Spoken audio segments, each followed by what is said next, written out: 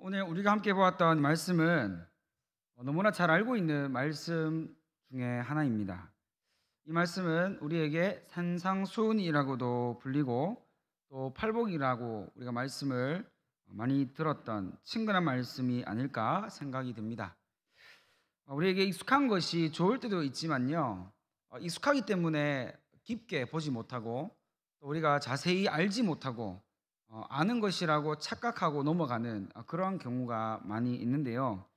오늘 우리가 보았던 이 산상수훈 이 말씀도 그러한 익숙함에서 우리가 지나친 중요한 말씀 중에 하나입니다. 우리나라 사람은 이 복이라는 것을 너무나도 좋아합니다. 이 복이라는 말을 너무나 좋아하는데 그것을 어떻게 알 수 있냐 하면 새해가 되어지면 우리가 서로에게 덕담을 하고 새해 인사를 할 때 우리가 어떻게 인사를 합니까? 새해 복 많이 받으세요 라고 흔히들 이야기를 하고 또 그렇게 덕담을 주고받는 모습을 볼 수가 있습니다. 그뿐 아니라 우리 일상생활에서도 이 복에 대해서 쉽게 찾아볼 수가 있는데 우리 일상생활 용품 중에서 이 복이라고 적혀 있는 이런 글귀들 그리고 그런 물건들을 많이 찾아볼 수가 있고요. 또한 우리가 대표적으로 개업을 하거나 또 이사를 하게 되면 우리가 선물을 할 때 어떻게 하냐면 이 복이라는 이 문구가 적혀 있는 덕담이 적혀 있는 그런 액자나 이 장식 패드를 우리가 주고 받는 그런 일들이 우리에게 일어나고 있기 때문입니다. 그러나 우리나라 사람들이 이 복이라는 이 말을 태어나면서부터 아주 친근하고 당연하게 생각하는 경우가 있다는 것이죠. 그런데 문제는 이러한 복을 좋아하는 것이 잘못됐다는 것이 아니라 이 복을 좋아하는 것 잘못되지 않았습니다. 그런데 문제가 뭐냐 하면 이 복을 이 세상적인 복으로만 우리가 여기는 그런 부분들이 많이 있다는 것입니다. 장수하고 돈을 많이 벌고 그래서 남들에게 떵떵거리며 사는 것, 그것이 우리가 일반적으로 복이라고 생각하고 있는 이러한 모습이 가장 우리 가운데 문제가 아닐까라고 생각이 됩니다. 이것이 왜 문제냐면 우리 믿음의 사람들은 특히 우리가 이 땅에서 삶을 살아갈 때 하나님 주시는 복을 위해서 살아가야 되는데 대부분 우리가 이 땅에서 먹고 사는 것, 먹고 생활하는 이러한 일에 우리의 복이 초점이 맞춰져 있기 때문입니다. 오늘 이 팔복을 우리가 이제 오늘부터 살펴보게 될 텐데요. 이 복을 살펴보게 되면 우리가 알고 있던 이 세상적인 관점에서의 복이 아니라는 것을 우리는 오늘 말씀에서부터 우리는 쉽게 확인할 수가 있습니다. 그래서 우리는 오늘 이 말씀을 통해서 이 하나님이 우리에게 말씀하고 계시는 이 복의 개념, 성경에서 우리에게 가르쳐주고 있는 이 복의 개념, 이것을 통하여서 제대로 깨닫고 제대로 우리가 이 복을 찾고 또 구할 수 있는 그 은혜가 우리 모두에게 있기를 간절히 소망합니다. 먼저 우리는 이 산상수훈이 우리에게 이 알려주고 있는 이 말씀의 목적에 대해서 알아야 합니다. 한마디로 말하면 예수님께서 직접 복이 있는 사람이 어떠한 사람인지를 미리 기준을 정해 놓으시고 구분해 놓으셨다는 것을 알 수가 있습니다. 왜 하나님께서 복 있는 사람에 대해서 기준을 만들어 놓으셨냐 하면 바로 이 모든 사람들이 이 하나님께서 제공하시고 예수님께서 약속하신 이 복을 받을 수 있는 것은 아니라는 것을 강조하기 위해서 말씀하고 있다는 것이죠. 복이라고 하면 모든 사람들에게 열려 있어야 되는데 예수님께서 말씀하시는 복은 모든 사람들에게 열려 있고 모든 사람이 그 복을 받을 수 있는 것이 아니라 그 복을 받을 수 있는 사람은 따로 있다고 말씀하고 있는 것입니다. 그렇기 때문에 팔복의 말씀을 통해 우리 믿는 자들이 그러면 이 땅에서 우리가 어떻게 살아가야 하는지 이 말씀을 통해서 깊이 깨닫는 귀한 시간이 되기를 바랍니다. 먼저 우리는 오늘 말씀 3절에 보면 이 심령이 가난한 자에 대해서 말씀하고 있는 이 부분을 만나게 됩니다. 이 가난하다는 의미는 어떤 의미냐 하면 마땅히 있어야 하는데 없는 그런 상태가 바로 이 가난의 상태, 즉 빈곤의 상태임을 알 수가 있는 것이죠. 그러니까 여기에서 우리는 착각할 수 있는 것이 그냥 경제적으로 힘들고 사는 것이 빠듯하면 가난하다 이렇게 생각하는데, 그 가난을 통해서 우리가 복을 받는 것이 아니라는 것을 알 수가 있는 것이죠. 그러니까 우리가 생각했던 가난의 개념과 오늘 성경에서 우리에게 말씀하고 있는 이 가난의 개념이 다르다는 것을 우리는 알아야 합니다. 단지 경제적으로 힘들고 먹고 살기가 어려운 상태가 바로 복 받는 사람의 모습이 아니라는 것입니다. 여기서 우리가 중점적으로 관심을 가져야 하는 것은 바로 이 가난의 상태에 있는 것이 아니라 바로 이 심령이라는 말에 초점이 맞춰져 있다는 것을 알아야 합니다. 가난하는 것, 이것이 복이 되는 그 이유는 바로 이 심령 때문이라는 거죠. 심령이 가난하기 때문에 복을 받는다는 것입니다. 경제적으로 힘들고 경제적으로 어렵고 먹고 살기 바쁘고 빠듯하여서 내가 단순히 힘들고 가난하기 때문에 복을 받는다는 것이 아니라는 거죠. 바로 이 심령이라는 말에 우리는 초점을 맞추어야 합니다. 가난하다는 것은 알겠는데 이 심령이 가난하다는 의미는 그러면 무엇을 의미하는 것일까요? 심령이 가난하다는 것은 우리의 소유의 많고 적음에 결코 달려있는 것이 아닙니다. 물질적으로 부유해도 얼마든지 심령이 가난한 자가 될 수 있고요, 또 경제적으로 힘든 사람이라고 해서 힘든 사람이라고 하여도 이 경제적으로 어려운 삶을 살고 있다고 하여도 그 사람이 심령이 가난한 자가 될 수도 있다는 거죠. 우리의 이 땅에서의 삶의 처지, 환경과는 전혀 상관이 없음을 알 수 있습니다. 이 심령이 가난한 것, 이것은 단지 우리가 가진 것에 의해서 결정되어지는 것이 아니라는 것을 우리는 알고 있어야 합니다. 심령이 가난하다는 것은 바로 어떤 의미냐면 하나님 앞으로 나아온 사람의 마음이 가난하다는 의미입니다. 하나님 앞으로 나아온 사람의 그 마음의 상태가 가난하다는 것이죠.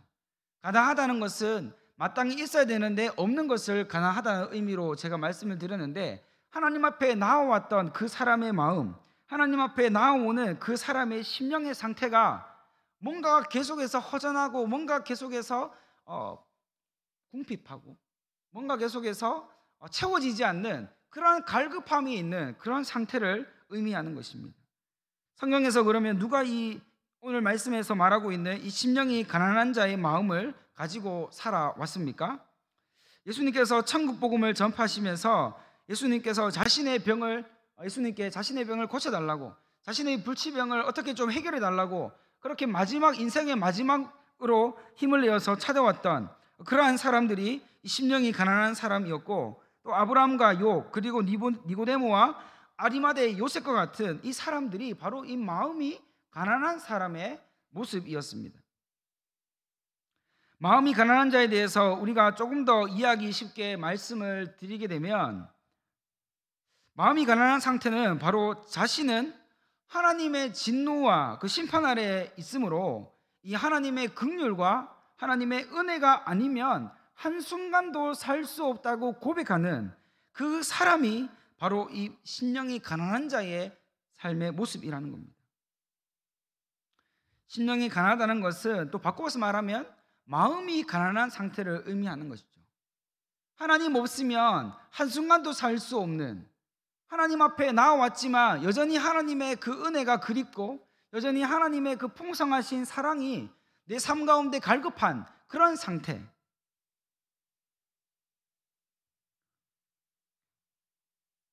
왜 마음이 가난한 사람이 복을 받을 수밖에 없는지 우리가 곰곰이 생각해 볼 때, 마음이 가난한 그 자체가 복이 있는 것이 아닙니다. 그 마음이 가난해짐으로 그 영혼이 하나님 앞으로 나아온 그 자체가 바로 복이 되는 가장 중요한 핵심이라는 것이죠.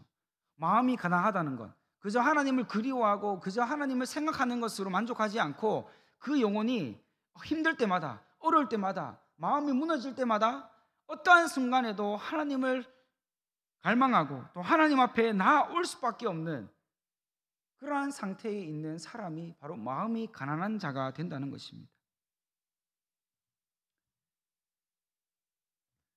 사랑하는 여러분, 마음이 가난한 자 되시기를 진심으로 권면드립니다. 사실 우리가 살아갈 때 이 마음이 가난해지는 것, 하나님께는 정말 중요한 일인데 우리가 살아갈 때는 이 마음이 가난한 것 별로 중요하지 않게 생각할 때가 많이 있습니다. 마음이 가난한 자는 복이 있다고 말씀하셨는데 그 복에 대해서는 우리가 별로 관심이 없다는 거죠. 우리 관심은 오로지 어디 있습니까? 잘 먹고 잘 사는 것, 우리 자녀가 잘 되는 것, 이 땅에 성공되는 것, 건강하게 사는 것, 이 눈에 보이는 이러한 삶에 우리의 모든 초점이 맞춰져 있기 때문입니다. 오늘 이 밤에 우리는 주의 말씀 앞에 온전히 서기를 원합니다. 과연 내게 진짜로 복이 무엇인가? 내가 진짜로 원하는 것이 무엇인가를 오늘 말씀을 통해서 찾고 점검하는 귀한 시간이 되기를 바랍니다. 마음이 가난해지는 것, 가장 큰 복 중에 복인 줄 믿습니다. 내 삶이 물질적으로 풍요로울 때, 그때 내가 잘 되고 있을 때, 그때 하나님께 나아와야 되는 겁니다. 내가 잘 되고 있다고, 내 힘으로 뭔가 할 수 있다고, 내가 가진 것이 많다고, 내가 건강하다고 하나님 앞에 나아오는 것을 멈추는 것이 아니라 내가 잘 되고 있을 그때에, 내가 뭔가 이루어가고 있을 그때에 어김없이 하나님 앞에 나아오는 이 거룩한 습관을, 우리는 이 마음이 가난해지는 이 모습을 결코 포기해서는 안 된다는 것이죠. 어떤 순간에도 예수님께 나아와야 합니다. 그분 앞에서 우리는 참된 평안을 누려야 합니다. 하나님 앞에 나아왔을 때 하나님께서 부어주시는 그 사랑과 그 은혜, 그 긍휼, 우리의 목에 모든 것을 채워주시는 하나님의 그 넓으신 그 품 안으로 우리는 항상 나아와야 한다는 것이죠. 이것이 우리에게 행복이 되는 줄 믿습니다. 이것이 우리에게 감사가 되는 줄 믿습니다. 이것이 우리에게 기쁨이 되는 줄 믿습니다. 우리가 이 땅에 살아가는 삶의 목표가 그저 남들보다 조금 더 잘 사는 것, 거기에 있지 않다는 것을 다시 한 번 더 말씀드립니다. 우리의 삶의 목표는 어떠한 상황 속에서도 하나님 앞에 나아올 수 있는 이 영적인 가난함, 영적인 이 갈망함, 이러한 마음들이 우리에게 참된 복이 됨을 기억하시기 바랍니다. 이렇게 우리가 살아가면 어떤 순간에서도 우리는 하나님을 의지할 수가 있습니다. 어떠한 순간에서도 하나님을 바라볼 수가 있습니다. 내 삶의 목표는 항상 정해져 있습니다. 하나님 앞으로 나와야 합니다. 하나님 앞에 나와서 엎드려야 되고 하나님을 바라보아야 하는 것입니다. 그것이 우리의 삶의 목표가 되어야 되는 것이죠. 우리가 마음이 가난한 자가 되어서 끊임없이 하나님을 갈망하고 사모하면 하나님이 우리의 삶을 그냥 가만히 내버려 두시겠습니까? 절대 그러신 분이 아닙니다. 왜냐하면 하나님이 이미 신령이 가난한 자는 복이 있다고 약속해 주셨기 때문이죠. 바울은 마음의 가난함을 통해서 우리에게 이렇게 고백하고 있습니다. 고린도후서 6장 9절에서 10절 말씀을 제가 읽어드리겠습니다. 무명한 자 같으나 유명한 자요, 죽은 자 같으나 보라 우리가 살아있고 징계를 받은 자 같으나 죽임을 당하지 아니하고 근심하는 자 같으나 항상 기뻐하고 가난한 자 같으나 많은 사람을 부욕해 하고 아무것도 없는 자 같으나 모든 것을 가진 자로다. 아멘.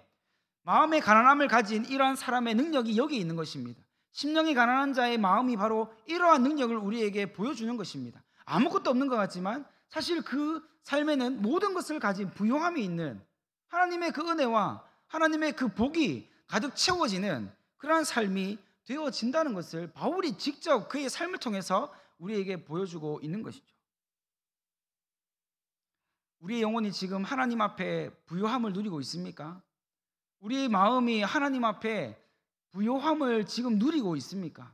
우리의 가진 소유에게 그 내 마음에 부요함이 있는 것이 아니라 오늘 우리의 삶의 처지에서, 우리 각자의 삶의 모습에서 내가 하나님 때문에 행복합니다, 내가 하나님 때문에 만족합니다라고 그렇게 말할 수 있는 그러한 믿음의 삶을 우리가 지금 살아가고 있는지 우리는 스스로의 삶을 돌아보고 점검해 보아야 합니다.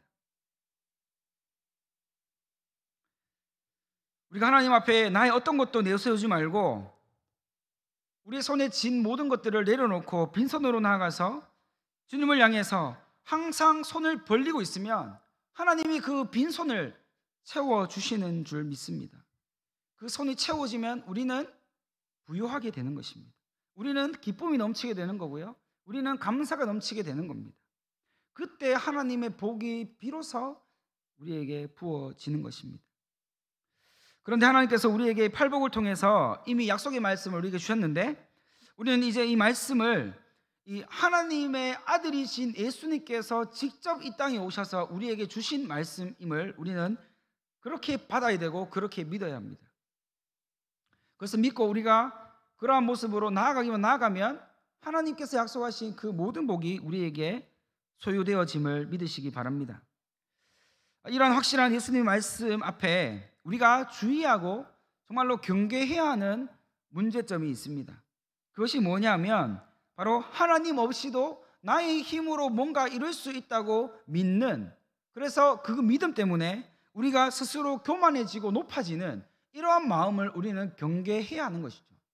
하나님 없으면 살 수 없다고 고백해야 되는데 하나님 없어도 살 수 있는 것 같아요, 하나님 없어도 괜찮은데요? 라고 이렇게 되어지면 그 교만의 마음이 결국 우리를 망하게 하는 지름길임을 우리는 기억해야 됩니다. 이 교만에 대해서 어거스틴은 교만이 복음을 받아들이는데 최고의 장애물이라고까지 이야기했습니다. 그는 세상에서 누리던 모든 것이 아무것도 아니라는 것을 인정하기 전까지는 예수 그리스도가 자신의 삶에 아무 의미가 없었다고 고백하고 있습니다. 어거스틴조차도 교만의 덩어리가 그 마음을 장악하고 보니까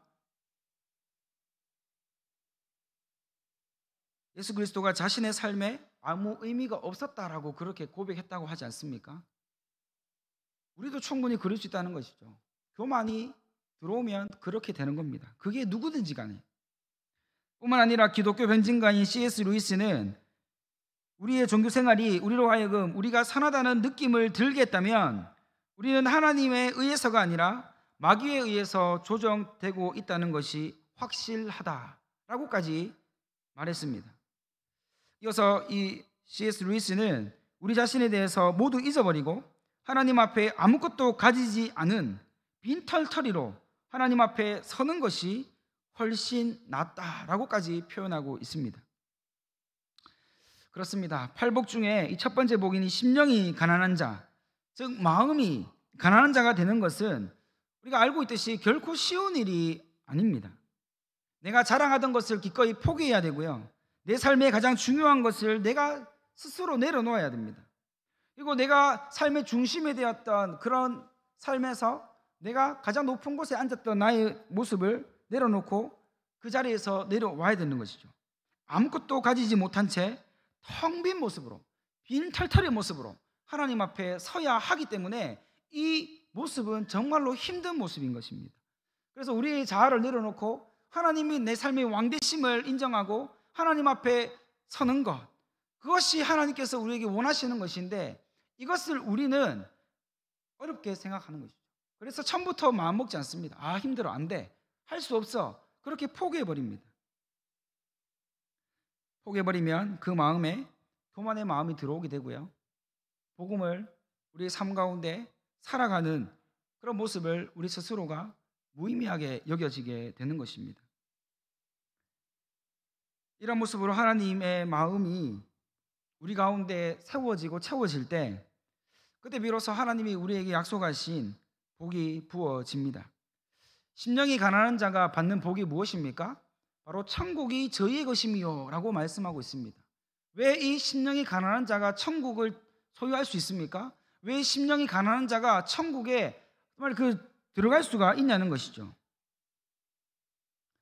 그 이유는 바로 이 심령이 가난한 자, 마음이 가난한 자는 항상 하나님 앞에 온유하고 겸손하기 때문에 그렇습니다.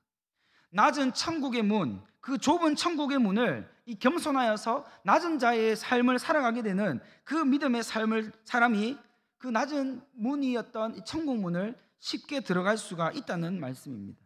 교만하고 자만하여서 하나님의 은혜를 사모하지 않고 마음이 이미 하나님 앞에 굳어져 버린 그런 돌같이 딱딱한 사람은 절대로 이 낮은 천국의 문을 들어갈 수가 없습니다. 왜냐하면 천국의 문보다 내가 더 높기 때문입니다.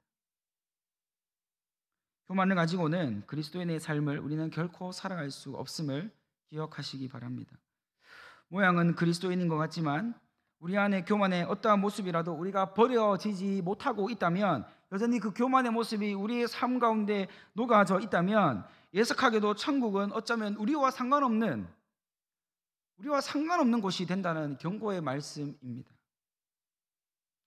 하나님 앞에 항상 우리 자신이 무기력하고 무가치한 존재라는 것을 인정할 때까지 우리는 그리스도께서 우리 삶 가운데 얼마나 부요함을 주시는 분이고 얼마나 풍성함을 주시는 놀라운 능력을 가지신 분인지 우리는 결코 깨닫지 못하게 됩니다.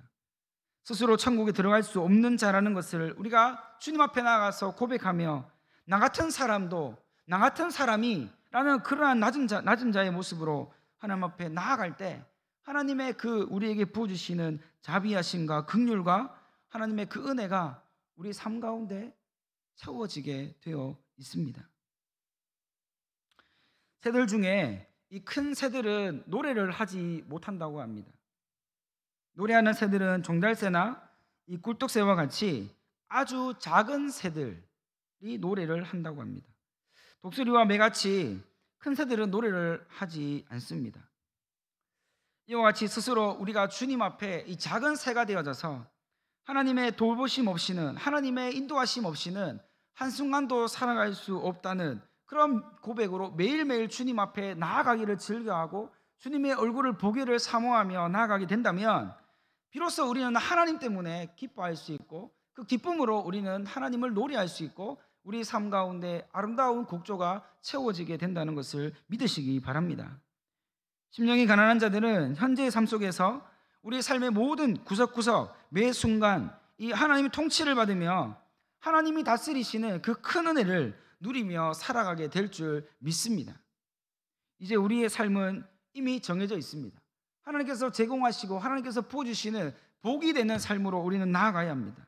교만의 옷을 벗어버리고 주님이 허락하신 겸손의 옷을 입고 낮은 곳으로 우리가 섬기고 낮은 곳으로 나아가서 하나님이 내 삶의 영원한 왕 되신 내 삶을 통치하시는 분임을 우리가 늘 고백하며 하나님만을 높이며 살아가는 귀한 우리 성도님들 다 되시기를 간절히 소망합니다.